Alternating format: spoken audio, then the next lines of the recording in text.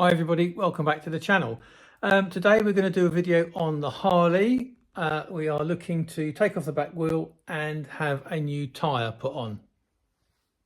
So this is in preparation for its control. I was looking at this tyre and it's looking a bit on the thin side in terms of the tread pattern. So what I've decided to do is move away from the Harley branded Michelin and go for a Metzler Cruise Tech. And the reason I went for this is because it gets very good reviews. I wanted something with a slightly more sporty profile.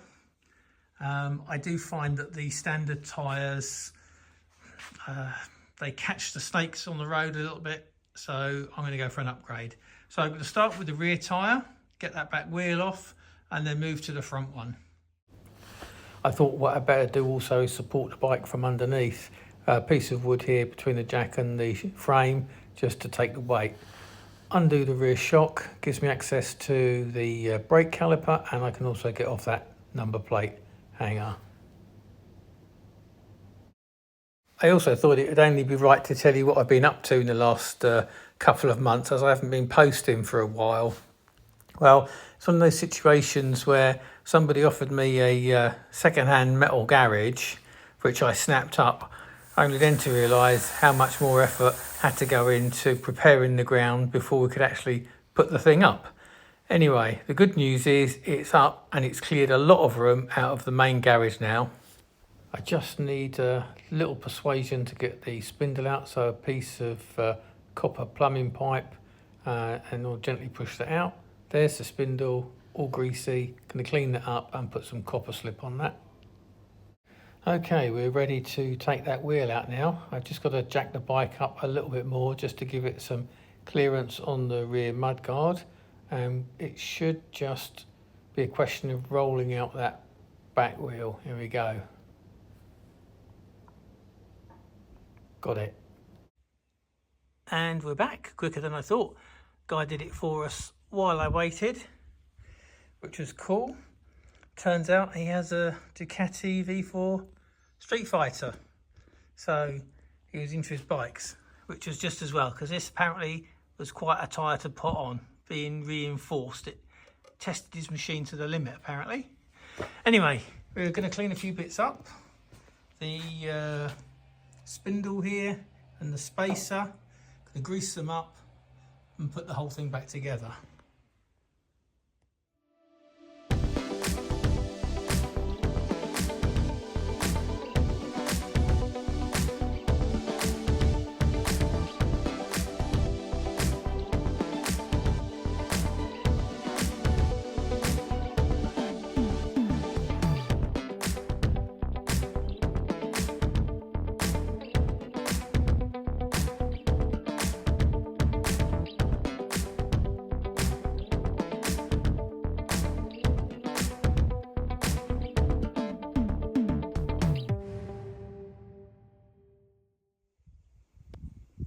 That's the spindle in.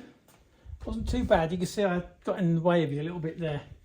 Just getting the sensor here and the brake caliper lined up. So what I'm going to do now is look at the belt adjustments.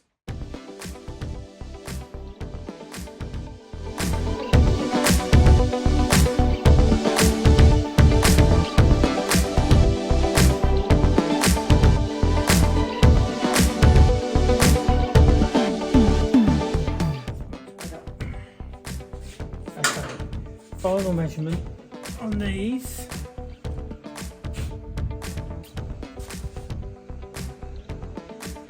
Yeah, they're both even.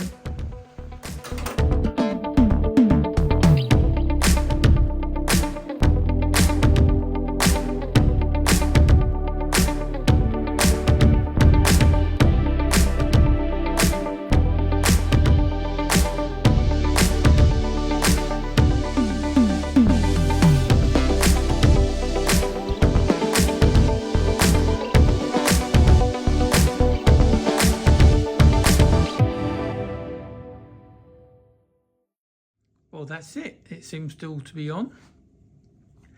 Just waiting for the front tyre to arrive. It's the same Cruise Tech.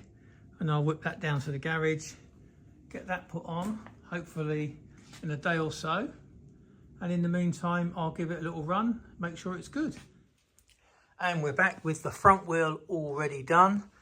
How I got it off was jack the bike up, put axle stands under the front pegs, and that gave me just enough room to get the wheel off. So the plan is now to put the front wheel back on. Let's talk about these new tyres first then. I wanted something that was more sporty than the original Michelin Harley tyres that were on there. Those Harley tyres, to be honest, comparing the two, felt very, very wooden. And I didn't think that I was getting the best out of that Legend suspension that I've got on the back either. It's not the best day to be doing a tyre test. We're in December now and it's overcast and a little bit damp, but it does come off a roundabout very, very well now.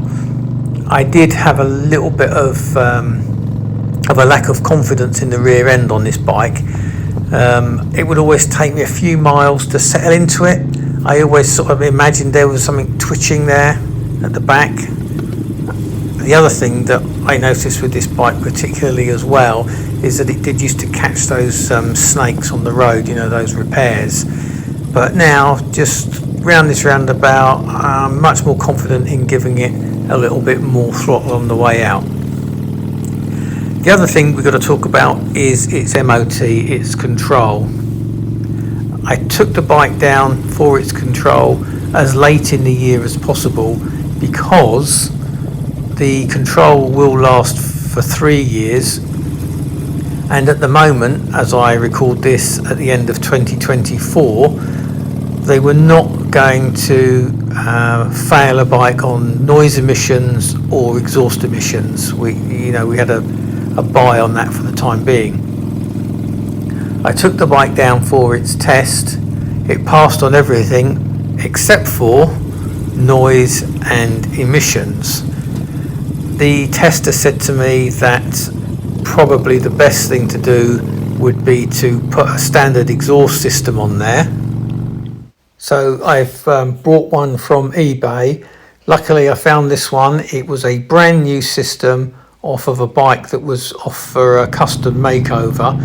I paid a little bit more maybe than I've seen them go for, but this was a brand new system. Every single nut, bolt, bracket and washer came with it, and there's not a mark on it, so I'm very happy to pay a good price for a top product. Regarding exhaust emissions, the tester recognised obviously that it's got a stage 1 tune on it and that it's got a fuel pack on it. So his advice to me on that was dial the thing right down to the absolute minimum when you bring it in for its next test. Anyway, thanks so much for watching. I hope you enjoyed the video and I'll catch you in the next one.